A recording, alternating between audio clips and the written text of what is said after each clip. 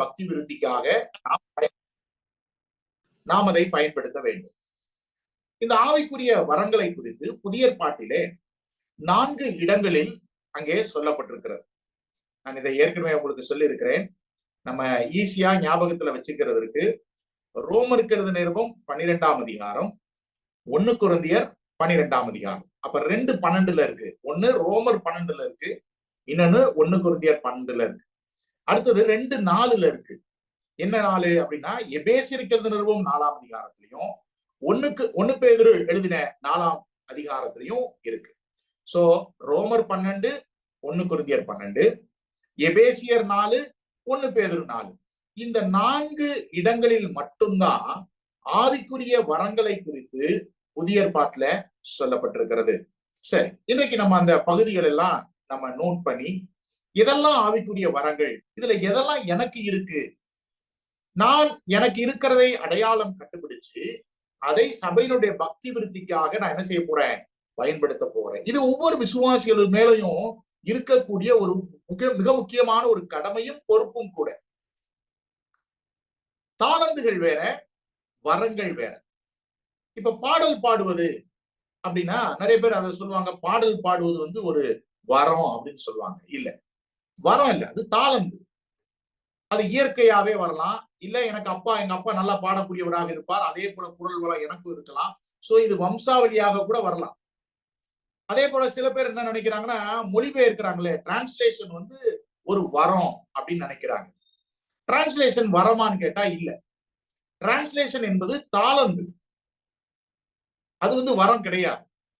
சரி, எதெல்லாம் வரங்கள் அப்படிங்கிறத நம்ம இந்த பகுதிகளில் ஒவ்வொன்னா நம்ம படிக்கணும். முதலாவது ரோமருக்கு எழுதின நிருபம் 12ஆம் அதிகாரம் 4 முதல் 8 வசனங்கள் வரைக்கும் நம்ம படிச்சு அதை சிந்திக்கலாம். ரோமருக்கு எழுதின நிருபம் 12ஆம் அதிகாரம் 4ஆம் வசனத்திலிருந்து 8ஆம் வசனம் வரைக்கும். ஏனெனில் நமக்கு ஒரே சரீரத்தில் அநேக அவயவங்கள் இருந்தும் எல்லா அவயவங்களுக்கும் ஒரே தொழில் இராதது போல அநேகராகிய நாமும் கிறிஸ்துவுக்குள் ஒரே சரீரமாய் இருக்க ஒருவருக்கொருவர் அவயவங்களாய் இருக்கிறோம். அடுத்தது, நமக்கு அருளப்பட்ட கிருபையின்படியே நாம் வெவ்வேறான வரங்கள் உள்ளவர்கள் ஆனபடியினாலே நம்மில் தீர்க்க தரிசனம் சொல்லுகிற வரத்தையுடையவன் விசுவாச பிரமாணத்துக்கு ஏற்றதாக சொல்ல கடவன். ஊழியம் செய்கிறவன் ஊழியத்திலும், போதிக்கிறவன் போதிக்கிறதிலும், புத்தி சொல்லுகிறவன் புத்தி சொல்லுகிறதிலும் தரித்திருக்க கடவன். பகிர்ந்து கொடுக்கிறவன் வஞ்சனை இல்லாமல் கொடுக்க கடவன். முதலாளியானவன் ஜாக்கிரதையாய் இருக்க கடவன். இரக்கம் செய்கிறவன் உற்சாகத்துடனே செய்ய கடவன்.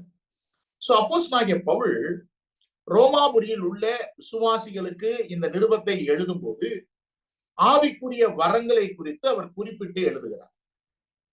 என்ன எழுதுறாரு, இங்க 4ஆம் வசனத்துல வாசித்து பாத்தீங்கன்னா, நமக்கு ஒரே சரீரத்தில் அநேக அவயவங்கள் இருந்தும். நமக்கு தெரியும், ரொம்ப சிம்பிளா பவுல் சொல்ற, இப்ப பாடிங்கிறது ஒண்ணுதான் இல்லையா, நம்ம சரீரம்ங்கிறது ஒண்ணுதான். ஆனா நமக்கு இருக்கக்கூடிய பார்ட்ஸ் ஆஃப் த பாடி, இந்த சரீரத்துல இருக்கக்கூடிய அவயவங்கள் எல்லாம் ஒன்னா, எல்லாமே ஒரே அவயவங்களா இருக்கா? இல்ல. நமக்கு தெரியும், இருதயம் இருக்கு, கிட்னி இருக்குது இல்லையா, லிவர் இருக்குது, இப்படி நிறைய ஆர்கன்ஸ் இருக்கிறது. சோ இந்த ஆர்கன்ஸ் அதே போல நிறைய பார்ட்ஸ் இருக்குது. இது எல்லாமே ஒன்றாய் சேர்ந்து இயங்கக்கூடியதாக இருக்கிறது. அதே மாதிரி அவர் சொல்றாரு பாருங்க, ஒரே சரீரத்தில் அநேக அவயவங்கள் இருந்தும் எல்லா அவயவங்களுக்கும் ஒரே தொழில் இராது. அப்படின்னா என்ன அர்த்தம்னா, எல்லா பார்ட்ஸுக்கும் ஒரே ஃபங்க்ஷனா அப்படின்னு கேட்டா கிடையாது இல்லையா. ஹார்ட்டோட ஃபங்க்ஷன் நமக்கு தெரியும். ஹார்ட்டோட ஃபங்க்ஷன் என்ன, அது லப்டப்னு என்ன செய்யுது, அது இயங்கக்கூடிய ஒரு ஃபங்க்ஷனை பண்ணுது. சோ கிட்னி என்ன ஃபங்க்ஷன் பண்ணுது நமக்கு தெரியும். கிட்னி என்ன பண்ணுது, நம்ம பாடியில இருக்கக்கூடிய அந்த நீர் எல்லாம் என்ன செஞ்சிருது, அதை நம்ம உணவுகள் எல்லாம் எடுத்து செக்ரிகேட் பண்ணி அந்த கிட்னி என்ன செய்யுது, சுத்திகரிப்பு வேலையை செய்கிறது. சோ சுத்திகரிப்பு செய்து ரத்தத்தை சுத்திகரிக்கிறது, ரத்தத்தில் உள்ள அசுத்தங்களை எல்லாம் கழிவுகளை எல்லாம் அது வெளியேற்றுகிறது. அதற்கப்புறம் நல்ல உடலுக்கு ஆரோக்கியமானதை அல்லது உடலுக்கு ஊட்டத்தை கொடுக்கக்கூடியதெல்லாம் என்ன செய்யுது, அது சரீரத்திற்குள்ள ஏற்றுக்கொள்கிறது. சோ கிட்னியோட ஃபங்க்ஷன் டிஃப்ரெண்டா இருக்கு, ஹார்ட்டோட ஃபங்க்ஷன் டிஃப்ரெண்டா இருக்கு, லிவரோட ஃபங்க்ஷன் டிஃப்ரெண்டா இருக்கு. அப்ப ஒவ்வொரு சரீரத்தில் இருக்கக்கூடிய உறுப்புகள் எல்லாவற்றிற்கும் ஒரே மாதிரியான வேலைகள் கிடையாது. பவுல் ஏன் இதை சொல்றாரு? அவர் அறிவியல் பூர்வமா பயாலஜி கிளாஸ் எடுக்கிறாரா? இல்ல. நீங்க படிச்சு பாத்தீங்கன்னா அவர் என்ன உதாரணம் சொல்றாருன்னா, இப்ப ஒரு சரீரத்துல அநேக அவயவங்கள் இருக்கிறது, ஆனா எல்லா அவயவங்களுக்கும் ஒரே வேலை கிடையாது. அதே போல சொல்றாரு பாருங்க, இராதது போல அநேகராகிய நாமும் கிறிஸ்துவுக்குள் ஒரே சரீரமாய் இருக்க ஒருவருக்கொருவர் அவயவங்களாய் இருக்கிறோம். பாருங்க, சபைக்கு கிறிஸ்து தலையாக இருக்கிறார். அப்ப சபையில இருக்கக்கூடிய நம்ம எல்லாருமே சரீரமாக இருக்கிறோம். அந்த சரீரத்துல நம்ம ஒவ்வொருவரும் ஒவ்வொரு அவயவங்களாக இருக்கிறோம். அதை சொல்லிட்டு அவர் சொல்றாரு, நமக்கு அருளப்பட்ட கிருபையின் வரங்களின்படியே நாம் வெவ்வேறான வரங்கள் உள்ளவர்கள் ஆனபடியினால். சபையில எல்லாருக்கும் ஒரே விதமான வரம் கொடுக்கப்படவில்லை. ஒவ்வொருவருக்கும் ஒவ்வொரு விதமான வரங்கள் கொடுக்கப்பட்டிருக்கிறது. நம்ம ஆரம்பத்திலே நான் சொன்னோம் இல்லையா, நம்ம படிச்சோம். யூனிட்டி அப்படிங்கிறது என்னன்னா, ஒவ்வொருவருக்கும் ஒவ்வொரு ஃபங்க்ஷன் கர்த்தர் கொடுத்திருக்கிறாரு. அந்த ஃபங்க்ஷனை நம்ம சரியா நிறைவேற்றும் போது இந்த சபையாகிய சரீரம் என்ன செய்யும்? ப்ராப்பரா இயங்கக்கூடியதாக இருக்கும். இந்த உறுப்புல ஏதாவது ஒரு உறுப்புல ஆரோக்கியம் குறைஞ்சு போயிடுச்சு, அந்த உறுப்பு அந்த பார்ட்ஸ் சரியா இயங்கலன்னு சொன்னா அது முழு சரீரத்தை என்ன செய்யுது? பாதிக்கக்கூடியதாக இருக்கிறது. சோ இப்ப பவுல் ஒரு சிம்பிளான நடைமுறை உதாரணத்தை எடுத்து சொல்றாரு. உங்க சரீரத்துல அவயவங்கள் அநேகமா இருக்கிறது, எல்லா அவயவங்களுக்கும் ஒரே வேலை கிடையாது. அது போல கிறிஸ்துவனுடைய சரீரமாகிய சபையிலே நம்ம ஒவ்வொருவரும் அவயவமாக இருக்கிறோம். நம்ம எல்லாருக்குமே வெவ்வேறு வரங்கள் கொடுக்கப்பட்டிருக்கிறது. சரி, இந்த வரங்களுக்காக நம்ம ஜெபம் பண்ணலாமா அப்படின்னு கேட்டா ஜெபம் பண்ணக்கூடாது. ஏன் அப்படின்னா பைபிள்ல கிளியரா போட்டிருக்கு, ஆவியானவர் தம்முடைய விருப்பத்தின்படி அவனுக்கு வரங்களை என்ன செய்யறாரு?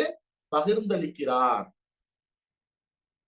அதனால அவருடைய விருப்பத்தின்படிதான் கொடுப்பாரே ஒழிய, நான் ஆண்டவரே எனக்கு போதிக்கிற வரம் கொடுங்க அப்படின்னு கேட்கறதுனால ஆண்டவர் கொடுக்க மாட்டார். அப்படி ஜபமும் செய்யக்கூடாது. அது செய்வோமானால் அது தேவனுடைய சித்தத்திற்கு முரண்பாடானது. ஏன்னா அவரே விருப்பப்படுகிறதின்படி கொடுக்கிறார்.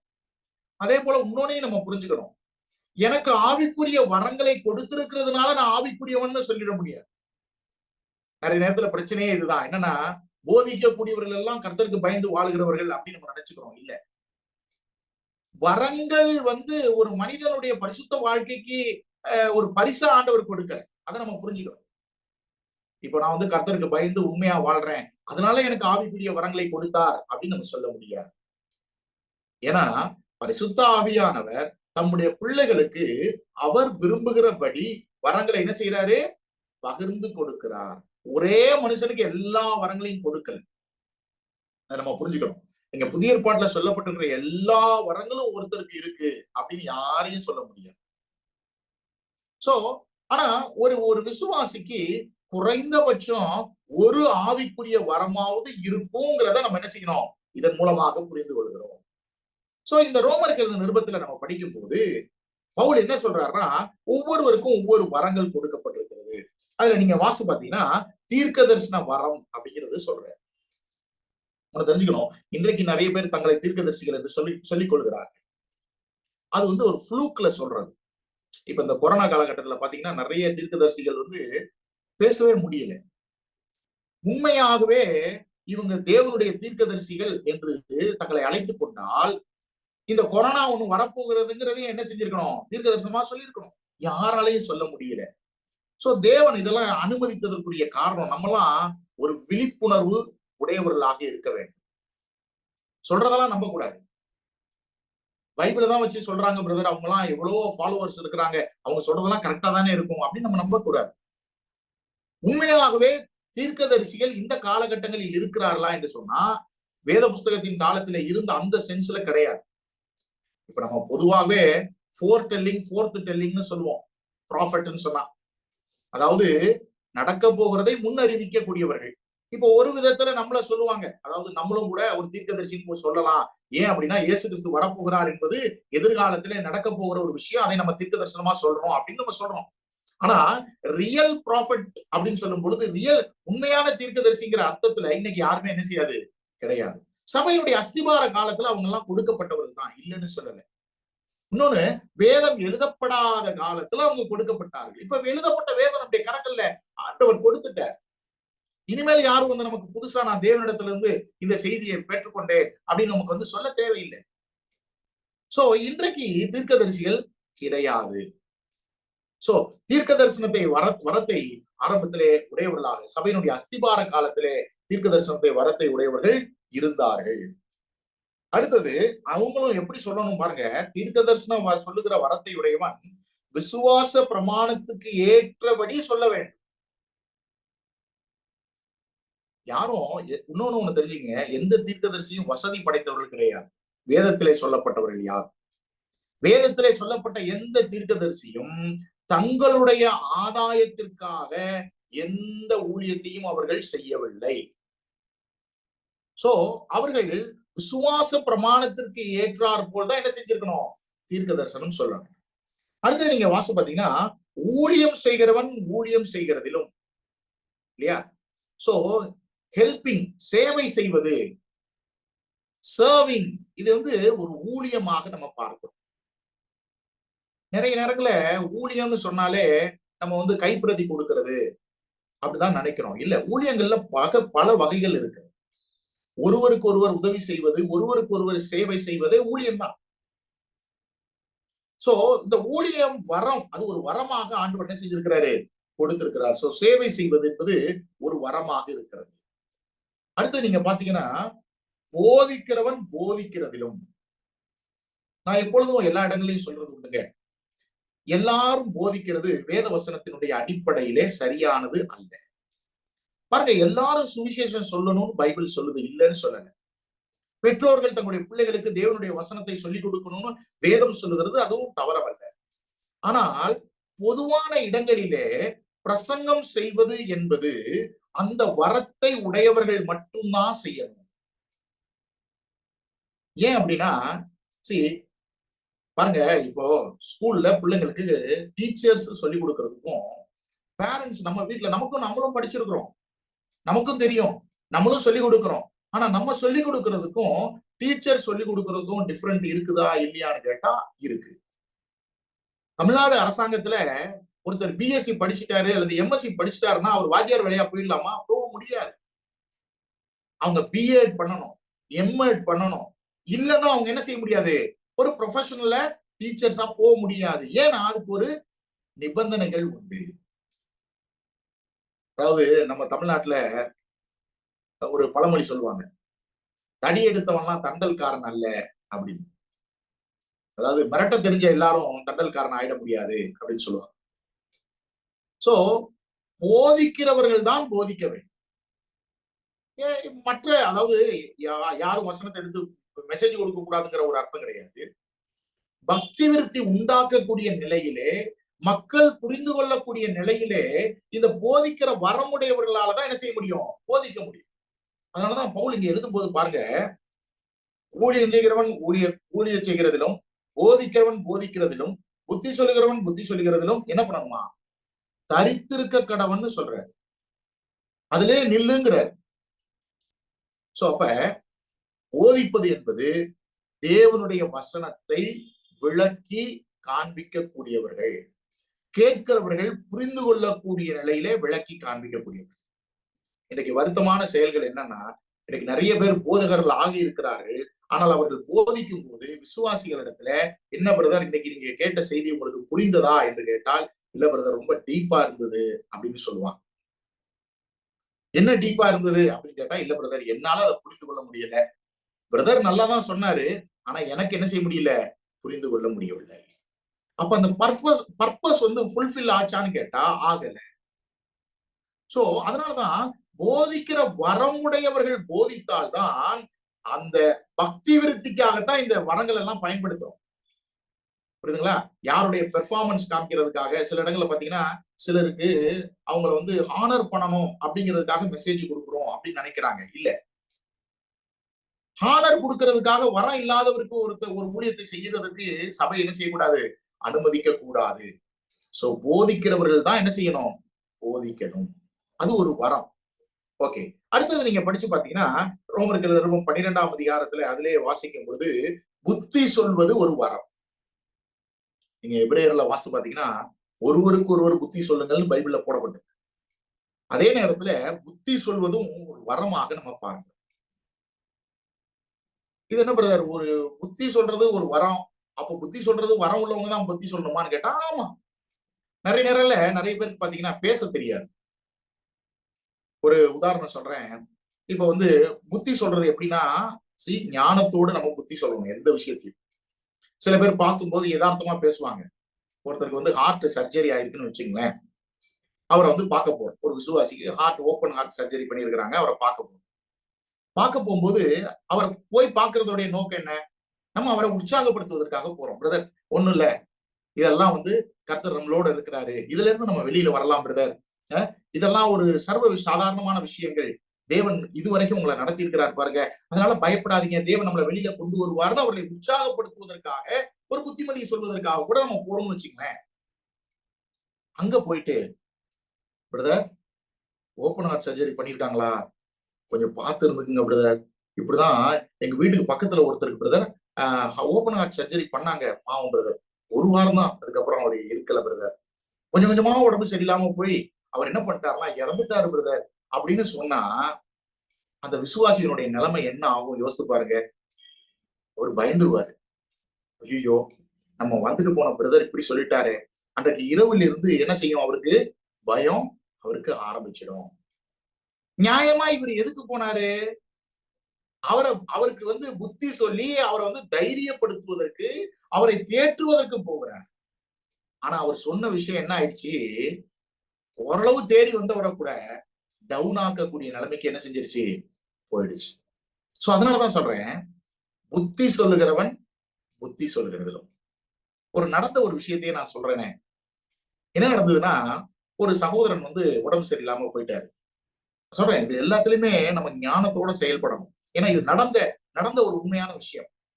அப்போ ஒரு சகோதரன் வந்து ரொம்ப உடம்பு சரியில்லாம போயிட்டாரு. சோ சில ஊழியக்காரங்க சேர்ந்து அவரை பார்க்கலாம், போய் ஜெபம் பண்ணிட்டு வரலாம்னு போய் பார்த்தாங்க. சோ பார்த்துட்டு அவங்கள்ட்ட நல்லா பேசிட்டு, சரி கிளம்பு முன்னாடி நம்ம ஒரு கோரஸ் பாடிட்டு நம்ம என்ன செய்யலாம், ஜெபம் பண்ணலாம் அப்படின்னு ஜெபம் பண்றதுக்கு அவங்க ஒரு கோரஸ் பாடினாங்க. என்ன கோரஸ் பண்ணாங்கன்னா, சென்றவர் வந்திடுவார், அழைத்து சென்றிடுவார், அவருடன் செல்ல நாமும் ஆயத்தம் ஆயிடுவோம், அவருடன் வாழ்ந்திடவே அப்படின்னு. அப்ப அந்த சகோதரருக்கு வந்து அதுல ரொம்ப அப்செட் ஆயிட்டார்.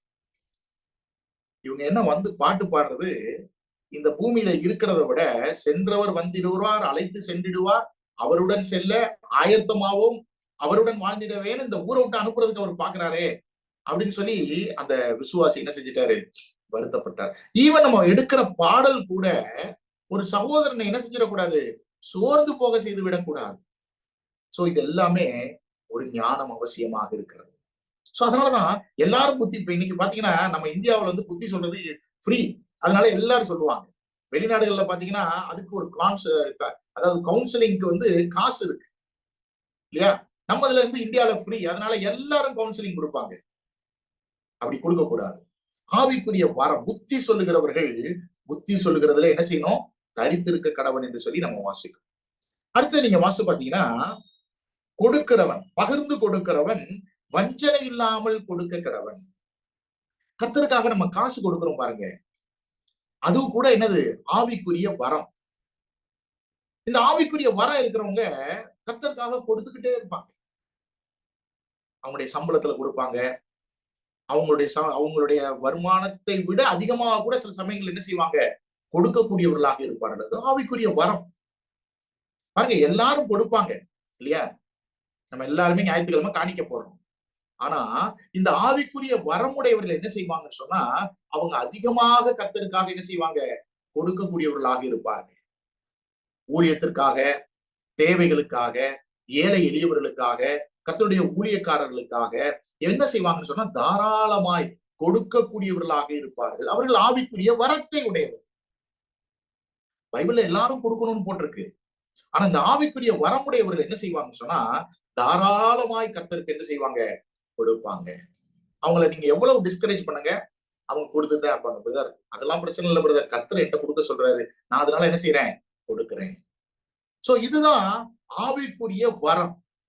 சோ கர்த்தருக்காக கொடுப்பது கூட என்னது? ஆவிக்குரிய வரம். அப்படிதான் புதிய ஏற்பாட்டை நம்ம என்ன செய்யறோம்? வாசிக்கிறோம். அடுத்தது நீங்க வாசி பாத்தீங்கன்னா, நிர்வாகம் செய்வது. நீங்க அந்த இதுல வாசி பாத்தீங்கன்னா, இதுல முதலாளியானவன் ஜாக்கிரதை உள்ளவனா இருக்க கடவன் செய்ய சொல்லப்பட்டிருக்கு. ஆனா he who leads அப்படின்னு இங்கிலீஷ்ல எழுதப்பட்டிருக்கு. தமிழ்ல அந்த மொழிபெயர்ப்பு முதலாளியானவன் ஜாக்கிரதை உள்ளவனா இருக்க கடவன் சொன்னா என்னங்க இது பிசினஸ் பத்தி பேசுற மாதிரி இருக்கே நமக்கு தோணும். ஆனா நீங்க இங்கிலீஷ்ல படிச்சு பாத்தீங்கன்னா he who leads அப்படின்னா நிர்வாகம் செய்யக்கூடியவர்கள். பாருங்க, அட்மினிஸ்ட்ரேஷன் கூட ஒரு ஸ்பிரிச்சுவல் கிஃப்ட் தான். காரியங்கள் எல்லாவற்றையும் ஒழுங்கும் கிரமமுமாய் செய்வது ஒரு அட்மினிஸ்ட்ரேஷன்.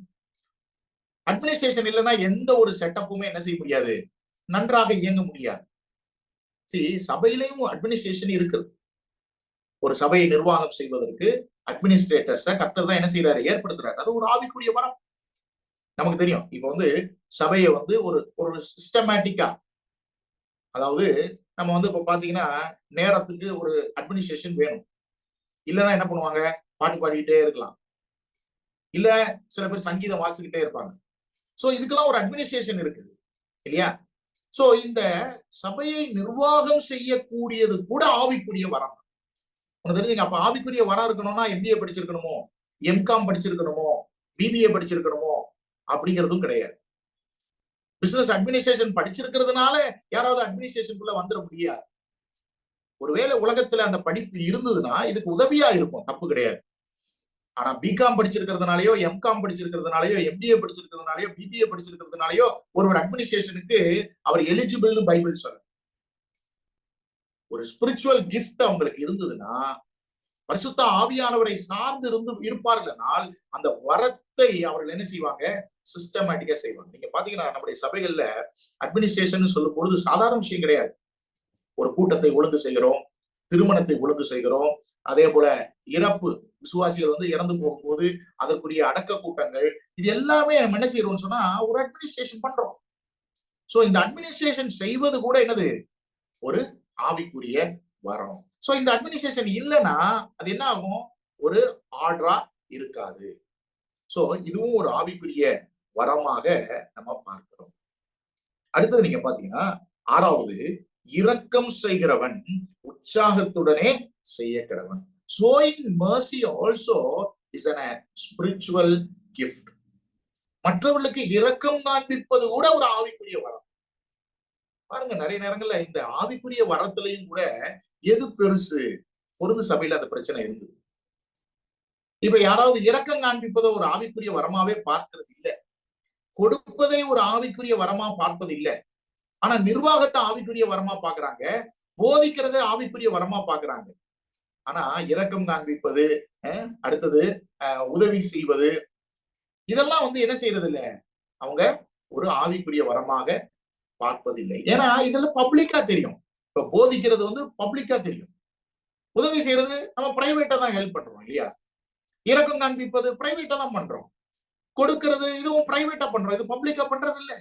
அதனால நம்ம யாரும் என்ன செய்யறது இல்லை, அந்த வரங்களை அங்கீகரிப்பதில்லை. ஆனா இது எல்லாமே சபையினுடைய பக்தி விருத்திக்காக கொடுக்கப்பட்டது. இதுல எதுவுமே பெரிய வரம், இது சின்ன வரம்னு யாரும் சொல்ல முடியாது. நீங்க உண்மையாகவே மனித சரீர அமைப்பை குறித்து நீங்க படிச்சு பாத்தீங்கன்னா, நம்ம இயல்பாவே ஹார்ட் பெருசு, லங்ஸ் பெருசு, கிட்னி பெருசுன்னு சொல்ற ஆளுங்க அந்த மனிதனை குறித்து, சரீரத்தை குறித்து படிக்கிற அந்த அனாட்டாமி அந்த சப்ஜெக்ட் படிச்சு பாத்தீங்கன்னா, யாருமே எந்த ஒரு பார்ட்ஸும் லெஸ் இம்பார்ட்டன்ட், மோர் இம்பார்ட்டன்ட் சொல்லவே மாட்டோம். எல்லாமே அதாவது ஈக்குவல் இம்பார்ட்டன்ஸ் இருக்குது. அதே போலதான் எல்லா வரங்களும் சரிசமமான நிலையிலே முக்கியத்துவம் வாய்ந்ததாக இருக்கிறது. சோ இங்க நம்ம வாசிக்கிறது, இந்த ரோமர் 12 வாசிக்கும் போது ஊழியம் செய்வது, தீர்க்க தரிசனம், ஊழியம் செய்வது, போதிப்பது, புத்தி சொல்வது, அதுக்கப்புறம் கொடுப்பது, அடுத்தது நிர்வாகம் செய்வது, இரக்கம் காண்பிப்பது, இது எல்லாமே ஆவிக்குரிய வரங்களாக நம்ம பார்க்கிறோம். சோ இரக்கம் காண்பிப்பது அப்படின்னா என்ன அர்த்தம்னா, மற்றவர்களுடைய கஷ்டத்தை நம்முடைய கஷ்டமாகவே பாவிக்கக்கூடியவர். நம்ம சபையில ஒரு சகோதரனுக்கு உடம்பு சரியில்லாம இருக்கிறாரு. அந்த குடும்பத்தார் தூங்காம இருக்கிறாங்க. உண்மையாவே இந்த இரக்கம் காண்பிக்கக்கூடிய வரம் இருந்தாருன்னா அவர் அவங்க வீட்டுல போய் உட்கார்ந்து இருப்பார். பிரதர், நான் என்ன செய்யணும் உங்களுக்கு சொல்லுங்க. அவங்க சிஸ்டருக்கு என்ன செய்யலாம், உங்களுக்கு என்ன செய்யணும், பசங்களை எல்லாம் ஒண்ணு என்ன பண்ணணும் சொல்லுங்க அப்படின்னு சொல்லி அந்த இரக்கம் காண்பிக்கக்கூடியது. இல்லைன்னா என்ன பண்ணுவாங்க சில பேர்லாம் பாத்தீங்கன்னா, தேவன் அவங்களை தண்டிச்சிருக்கிறார் பிரதர், அவங்க இந்த ஒரு காலத்துல பாவம் செஞ்சாங்க பிரதர், அதனால கர்த்தர் என்ன செய்யறாரு, கரெக்டா செய்யறாரு பிரதர் அப்படின்னு சொல்லிட்டு இருப்பாங்க. சரி, இது அல்ல. அதான் நம்ம வாசிக்கும் பொழுது சபையில ஒவ்வொரு உறுப்புகளும் ஒவ்வொரு பங்கனையும் சரியா செய்யும் போது சபை எப்படி இருக்கும் யோசிச்சு பாருங்க. போதிக்கிறவர் போதிக்கிறார், இரக்கம் காண்பிக்கிறவர் இரக்கம் காண்பிக்கிறார், சபைக்கு பொருளாதாரத்தில் கொடுத்து உதவக்கூடியவர் கொடுத்து உதவுகிறார், புத்தி சொல்லக்கூடியவர் புத்தி சொல்லுகிறார், நிர்வாகம் செய்யக்கூடியவர் நிர்வாகம் செய்கிறார். இப்ப ஒவ்வொரு பார்ட்ஸும் ஒவ்வொரு சகோதரனும் அவரவருடைய ஆவிக்குரிய வரங்களை அவங்க சரியா பயன்படுத்தினா அந்த சபை எப்படி பங்கன் ஆகும் அப்படிங்கிறத புரிந்து கொள்ளுங்கள். சோ இதுக்குதான் ஆவிக்குரிய வரங்களை கர்த்தர் கொடுத்திருக்கிறார். இப்ப எனக்கு என்ன வரம் இருக்குங்கிறத இதை நம்ம படிக்கும் போது என்ன செய்ய முடியும், கண்டுபிடிக்க முடியும். நாமளும் கண்டுபிடிக்க முடியும், மற்றவர்களும் நம்முடைய செயல்பாடுகளை வைத்து ஓகே இவங்களுக்கு இந்த வரத்தை கர்த்தர் கொடுத்திருக்கிறாருங்கிறதை என்ன செய்ய முடியும், கண்டுபிடிக்க முடியும்.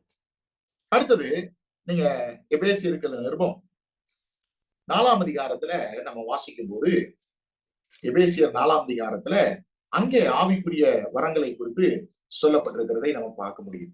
எபேசியர் 4ஆம் அதிகாரம் 11 முதல் 13 வரைக்கும். மேலும் நாம் அனைவரும் தேவனுடைய குமாரனை பற்றும் விசுவாசத்திலும் அறிவிலும் ஒருமைப்பட்டவர்களாகி கிறிஸ்துவனுடைய நிறைவான வளர்ச்சியின் அளவுக்கு தக்கதாக பூரண புருஷர் ஆகும் வரைக்கும். பாருங்க, ஆவிக்குரிய வரம் கொடுக்கப்பட்டதனுடைய நோக்கம் என்ன? நம்ம நான் போதிக்கிற வரம் இருக்குங்க, நான் போதிச்சா நிறைய பேரு அப்படியே உட்கார்ந்து கேட்பாங்க, அந்த மாதிரி நம்மள மேன்மைப்படுத்துவதற்காக வரங்கள் கொடுக்கப்பட்டது. வரங்கள் கொடுக்கப்பட்டதனுடைய நோக்கம் என்ன இங்க கிளியரா சொல்றாரு பாருங்க. கிறிஸ்துவனுடைய நிறைவான வளர்ச்சியின் அளவுக்கு தக்கதாக, கிறிஸ்துவை போல மன்னிப்பதிலே, கிறிஸ்துவை போல மற்றவர்களுக்கு முன்னுரிமை கொடுப்பதிலே, கிறிஸ்துவை போல மற்றவர்களுக்கு சேவை செய்வதிலே, கிறிஸ்துவை போல தன்னலம் இல்லாமல் வாழ்வதற்கு, அதான் முதிர்ச்சி. சோ இங்க அவர் சொல்றாரு பாருங்க, கிறிஸ்துவனுடைய நிறைவான வளர்ச்சி. நம்ம எல்லாருமே குறைவான வளர்ச்சியுடையவர்கள், ஆனா ஒவ்வொரு நாளும் கிறிஸ்துவனுடைய அந்த பரிபூர்ணமான வளர்ச்சிக்கு நம்ம என்ன செய்யறோம், ஒவ்வொரு நாளும் மாறிக்கிட்டே வரும். அதனாலதான் நம்ம வாசிக்கிறோம் அளவுக்கு தக்கதாக. அவர் தான் மெஷர்மெண்ட் ராடு. இயேசு கிறிஸ்து தான் நம்முடைய அதாவது அளவுகோல் அவர் தான். சோ அந்த அளவுக்கு நம்ம பூரண புருஷர் ஆகும் வரைக்கும் என்ன பண்ணணும், பரிசுத்தவான்கள் சீர் பொருந்தும் பொருட்டு சுவிசேஷ ஊழியத்தின் வேலைக்காகவும் கிறிஸ்துவின் சரீரமாகிய சபையானது பக்தி விருத்தி அடைவதற்காகும். அப்ப பரிசுத்தவான்கள் என்ன செய்யணும், சீர்படணும். நம்ம வாழ்க்கையில சில குறைபாடுகள் இருக்கும், தவறுகள் இருக்கும், சில அறியாமைகள் இருக்கும். இதெல்லாம் வேத வசனத்தின்படி நம்ம என்ன செய்யணும், நம்மை சரி செய்து கொள்ள வேண்டும். அதுக்குதான் ஆவிக்குரிய வரங்கள் கொடுக்கப்பட்டிருக்கு. பரிசுத்தவான்கள் சீர்பொருந்த வேண்டும். அடுத்தது சுவிசேஷ ஊழியம் செய்ய வேண்டும். அடுத்தது கிறிஸ்துவனுடைய அந்த சரீரம் என்ன ஆகணும், பக்தியிலே விருத்தி அடைய வேண்டும். இயேசு கிறிஸ்துவை ஏற்றுக்கொண்டோனே அந்த பக்திக்குள்ள வருகிறோம். ஆனா அந்த பக்தி என்ன செய்யணும், பெருக வேண்டும். அடைவதற்காகவும் அவர் எல்லாரையும் கிடையாது, சிலரை அப்போஸ்தலராகவும், சிலரை தீர்க்கதரிசிகளாகவும், சிலரை சுவிசேஷகராகவும், சிலரை மெய்ப்பராகவும் போதகராகவும் ஏற்படுத்தினார். இங்க நீங்க பாத்தீங்கன்னா 4 விதமான வரங்கள் சொல்லப்பட்டது. அப்போஸ்தல வரம், அதாவது அனுப்பப்பட்டவன் என்பது அர்த்தம். இது ஆதியிலே திருச்சபையிலே கொடுக்கப்பட்டது. சபையினுடைய அஸ்திபார காலத்துல இருந்தவர்கள் அப்போஸ்தலர். இன்னைக்கு அப்போஸ்தலர்கள் கிடையாது. அடுத்தது இந்த அப்போஸ்தலர்கள் அனுப்பப்பட்டவர்கள். அடுத்தது தீர்க்கதரிசிகள், அவங்களும் சபையினுடைய அஸ்திபாரத்திற்காக கொடுக்கப்பட்டவர்கள். இப்ப இருக்கிறது யாரு, சிலரை சுவிசேஷகராகவும் சிலரை மெய்ப்பராகவும் போதகராகும். அப்ப இங்க நம்ம வாசிக்கும் பொழுது இவாஞ்சலிஸ்டும் எல்டரையும் குறித்து நம்ம பார்க்கணும். சோ இது ரெண்டுமே ஆவிக்குரிய வரம். நான் அதை போன வாரத்துல நான் எடுக்கும்போது சொன்ன இவாஞ்சலிஸ்ட பத்தி எடுக்கும்போது அது ஒரு வரம். அதே போல போதிக்கிறதும் மேய்ப்பதும் அதுவும் என்னது, ஒரு வரம். பாஸ்டர் டீச்சர்னு போட்டிருக்காது, தனித்தனி வரம் கிடையாது. பாஸ்டர் அப்புறம் டீச்சர் அப்படின்னு கிடையாது, பாஸ்டர் டீச்சர். ஓகேவா? சோ இந்த 4 வரங்கள்ல 2 வரங்கள் சபையினுடைய அஸ்திபாரத்திற்காக கொடுக்கப்பட்டது. அடுத்த 2 வரங்கள் இன்றைக்கும் இருக்கக்கூடிய ஒரு வரங்கள். இன்னொன்னு ஒண்ணு புரிஞ்சுக்கணும். இந்த எபேசியர்கள் நிருபம் 4ஆம் அதிகாரத்தினுடைய பின்னணியை நீங்க வாசி பார்த்தீங்கன்னா, பவுல் ஸ்தல சபைக்குரிய வரத்தை குறித்து பேசல. சர்வல சங்கமாகிய சபை, அதாவது யூனிவர்சல் சர்ச்னு சொல்லுவாங்க. என்ன பிரதர் நீங்க சொல்றீங்க, நம்ம பிரதரன் சர்ச், அது என்ன யூனிவர்சல் சர்ச் அப்படின்னு நீங்க சில பேர் யோசிக்கலாம். இதுல டிஃபரன்ஸ் இருக்கு. அதாவது நம்ம லோக்கல்ல, இப்ப நீங்க சாலிகிராமம் சபை அப்படின்னா, சாலிகிராமங்கிறது ஒரு லோக்கல் சர்ச். இப்ப நான் இருக்கக்கூடியது மடிப்பாக்கம், மடிப்பாக்கம் சர்ச்சுங்கிறது ஒரு லோக்கல் சர்ச். அப்ப யூனிவர்சல் சர்ச்னா என்ன அப்படின்னா, சர்வ உலகத்திலையும் இருக்கக்கூடிய பரிசுத்தவான்களை உள்ளடக்கிய சபை தான் என்னது, யூனிவர்சல் சர்ச். இயேசு கிறிஸ்து மத்தேயுல சொன்னார் தெரியுங்களா, நான் என் சபையை கட்டுவேன், பாதாளத்தின் வாசல்கள் அதை மேற்கொள்வதில்லை. அவர் என்ன எருசலேம் சபையை பற்றி பேசினாரா? இல்ல, சர்வ சங்கமாகிய சபை யூனிவர்சல் சர்ச்சை குறித்து தான் என்ன செய்யறாரு, பேசினார். சோ நீங்க புதிய பாட்டுல படிச்சு பாத்தீங்கன்னா, லோக்கல் சர்ச் உள்ளூர் திருச்சபை, சர்வ சங்கமாகிய சபை பைபிளே போடப்பட்டிருக்கும், சர்வ சங்கமாகிய சபைன்னு போடப்படும். அது யூனிவர்சல் சர்ச்சை குறிக்குது. சோ இங்க சொல்லப்பட்டது லோக்கல் சர்ச்சுக்குள்ள கிஃப்ட் சொல்லல, சர்வ சங்கமாகிய சபையை குறித்து சொல்லப்பட்டிருக்கிறதை நம்ம பார்க்கிறோம். ஓகே, அடுத்ததாக 1 கொரிந்தியர்ல நீங்க வாசிக்கும் போது 12ஆம் அதிகாரத்துல 4 முதல் 11 வசனங்கள்ல அந்த ஆவிக்குரிய வரங்களை பத்தி பவுல் எழுதுறார்.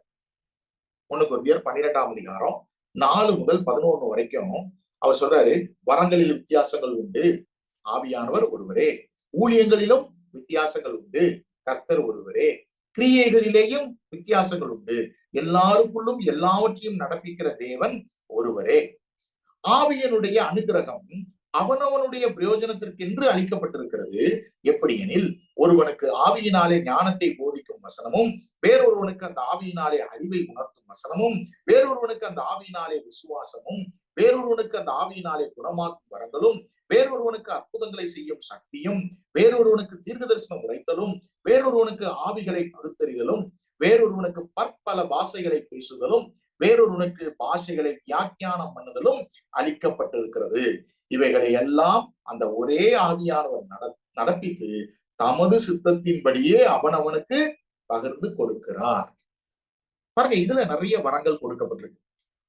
அதுல என்னென்ன வரங்கள் நீங்க பாத்தீங்கன்னு சொன்னா, நம்ம அதுல பார்க்கும்போது அதாவது விசுவாசம் இருக்குது, ஞானம் இருக்குது இல்லையா? சோ விசுவாசம் அப்படிங்கிறது ஒரு வரம். அது என்ன பிரதர், எல்லாருமே விசுவாசித்தா தானே பிரதர் ஆண்டவரை ஏற்றுக்கொள்ள முடியும். அப்ப நான் விசுவாசி தானே, அது ஒரு ஆவிக்குரிய வரமான்னு கேட்டா, நம்ம விசுவாசிக்கிற அந்த விசுவாசம் அல்ல. இதுல ஆவிக்குரிய வரம் என்று சொல்லப்பட்டிருக்கிற விசுவாசம் என்பது தேவன் மேல், அதாவது அதிகப்படியான ஒரு விசுவாசம். ஒரு உதாரணம் நான் ஏற்கனவே உங்களுக்கு சொல்லியிருந்தேன். ஜார்ஜ் முல்லர் என்று சொல்லக்கூடியவர் ஒரு பெரிய அநாத ஆசிரமத்தை நடத்தினார்.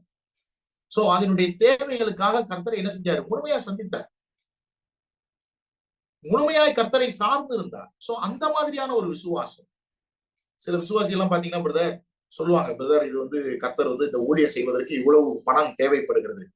இன்னைக்கு பாத்தீங்கன்னா நிறைய பேர் கேட்கிறாங்க, அதெல்லாம் வேதத்தின்படி சரி கிடையாது, நான் அதை ஏற்றுக்கொள்வதில்லை. எந்த ஊழியத்தையும் ஆண்டவர் ஒரு மக்கள்கிட்ட போய் கேட்டு செய்யுங்கன்னு சொல்லவே கிடையாது. சீசர்கள் யாரும் அதை செஞ்சாங்களான்னா இல்ல, இயேசு கிறிஸ்து அதை செஞ்சாருன்னா இல்ல, அப்போஸ்தலர்கள் அப்படி செஞ்சாங்கன்னா இல்ல, யாரும் இத்தனை லட்சம் இந்த ஊழியத்துக்கு செலவாகும் அதனால இந்த ஊழியத்துக்கு கொடுங்கன்னு யாரும் கேட்டு ஊழியம் செய்ய. ஆனா பெரிய ப்ராஜெக்ட் இருக்கலாங்க, கர்த்தர் என்கிட்ட செய்ய சொல்லி இருந்தார்னா, நான் அதன் மேல் விசுவாசம் வைத்தால் ஒரு மனுஷன்ட போய் நாம நிக்காம கர்த்தர் நம்முடைய தேவைகளை அற்புதமாய் சந்திப்பார். சோ அதுதான் அளவு கடந்த ஒரு விசுவாசம், அது ஒரு ஆவிக்குரிய வரம். ஜார்ஜ் முல்லர்லாம் இந்த அநாத ஆசிரமம் நடத்தும் போது, அவர் இங்கிலாந்து தேசத்துல மிகப்பெரிய ஆசிரமம் தான் அவர் வச்சிருந்ததுதான். 2000 பிள்ளைகளை வச்சிருந்தாராம்.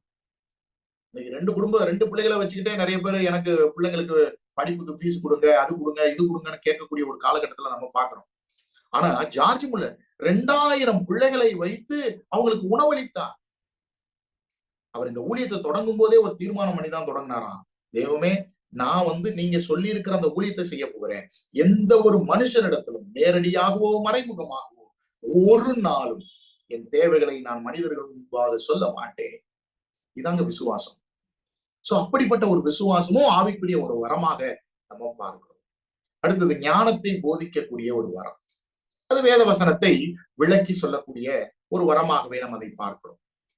அடுத்து நீங்க பாத்தீங்கன்னா குணப்படுத்துவது, சுகமாக்கக்கூடிய ஒரு வரம். இன்றைக்கு சுகமாக்கக்கூடிய வரம் இருக்குதானா? இன்னைக்கு கர்த்தர் சுகப்படுத்துறாரு, இல்லைன்னா கிடையாது. நம்ம ஜெபம் பண்ணா ஆண்டவர் சுகப்படுத்துறாரு. ஆனா நான் ஜெபம் பண்ணதுனாலதான் சுகமாச்சுன்னு சொல்ற மாதிரி இன்றைக்கு சுகப்படுத்தக்கூடிய வரம் கிடையாது.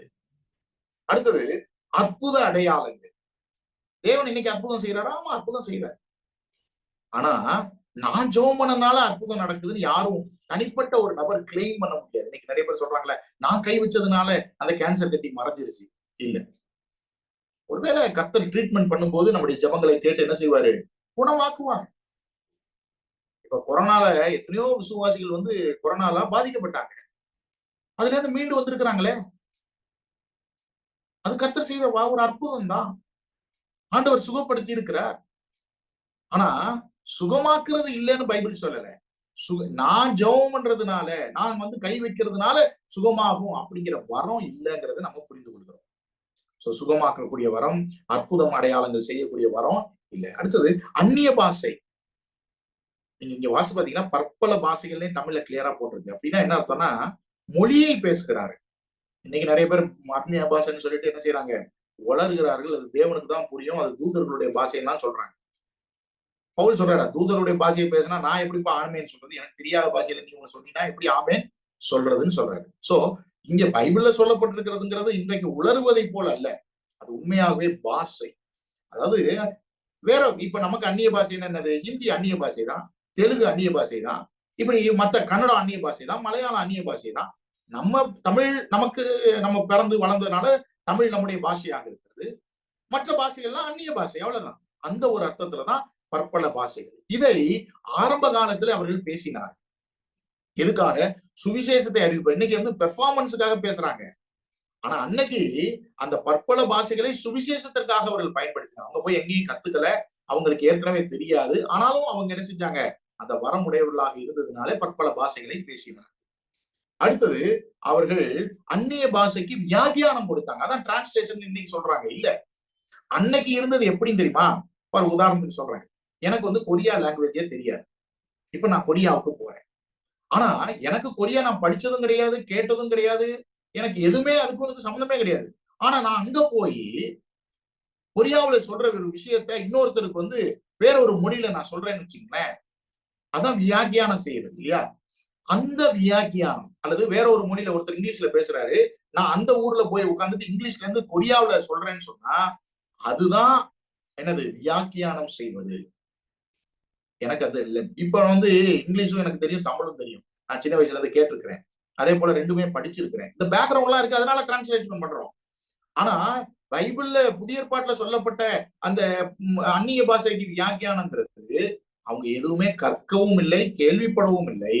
ஆனால் கேட்கிறவர்கள் புரிந்து கொள்ளக்கூடிய நிலையிலே அந்த விஷயங்களை எடுத்து சொன்னார்கள். சோ அதனால அது அந்நிய பாஷைகளை வியாக்கியானம் செய்தார்கள். அடுத்தது டிசர்ன்மெண்ட், பகுத்தறிவது கூட ஒரு ஆவிக்குரிய வரமாக இருக்கிறது. சோ 1 பேதுரு 4ஆம் அதிகாரத்துல கூட 10-11 வசனங்கள் நீங்க வாசி பார்த்தீங்கன்னா அங்கேயும் சில வரங்கள் சொல்லப்பட்டிருக்கிறதை நம்ம வாசிக்க முடியும். அதை கூட நம்ம வாசித்து முடிச்சிடலாம். 1 பேதுரு 4ஆம் அதிகாரம் 10-11 வசனங்கள். 1 பேதுரு 4ஆம் அதிகாரம் 10-11 வசனங்கள். அவனவன் பெற்ற வரத்தின்படியே நீங்கள் தேவனுடைய பற்பல கிருபையுள்ள ஈவுகளை பகிர்ந்து கொடுக்கும் நல்ல உக்கரானக்காரர் போல ஒருவருக்கு ஒருவர் உதவி செய்யுங்கள். ஒருவன் போதித்தால் தேவனுடைய வாக்கியங்களின்படி போதிக்க கடவன். ஒருவன் உதவி செய்தால் தேவன் தந்தருளும் பலத்தின்படி செய்ய கடவன்.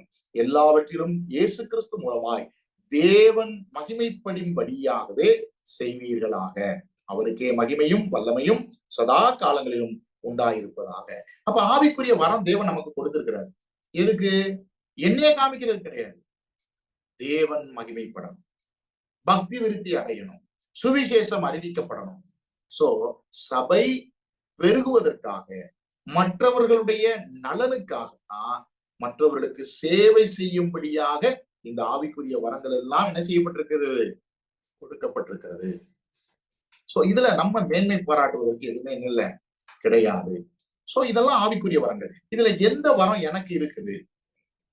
ஒருவேளை உதவி செய்யக்கூடிய வரம் எனக்கு இருக்குதா? அல்லது பகுத்தறியக்கூடிய ஒரு கிருபை தேவன் கொடுத்திருக்கிறாரா? அடுத்தது தேவன் எனக்கு ஆஹ் அளவுக்கு அதிகமான ஒரு விசுவாசிக்கக்கூடிய ஒரு வரத்தை கொடுத்திருக்கிறாரா? சுவிசேஷம் அறிவிக்கக்கூடிய ஒரு வரத்தை கொடுத்திருக்கிறாரா? மேய்க்கக்கூடிய ஒரு வரத்தை கொடுத்திருக்கிறாரா? நிர்வாகம் செய்யக்கூடிய ஒரு வரத்தை கொடுத்திருக்கிறாரா? போதிக்கக்கூடிய வரத்தை கொடுத்திருக்கிறாரா? எந்த வரம் கொடுத்திருக்கிறாரு அப்படிங்கிறத நான் அடையாளம் கண்டுபிடிக்கிறேன். இன்னொன்னு தெரிஞ்சுங்க, எனக்கு இருக்கக்கூடிய ஆவிக்குரிய வரங்களை நான் தொடர்ந்து பயன்படுத்தும் போதுதான் என்னாலேயும் அதை அடையாளம் கண்டுபிடிக்க முடியும், மற்றவர்களாலேயும் என்ன செய்ய முடியும்? அடையாளம் கண்டுபிடிக்க முடியும். எதுவுமே நமக்கு ஊழியத்துல ஈடுபடாம நம்ம போனோமா, சபையில அமைதியா உட்கார்ந்துட்டு வந்துட்டோமா அப்படின்னா எனக்கு என்ன ஆவிக்குரிய வரம் இருக்குங்கிறத நானும் கண்டுபிடிக்க முடியும்.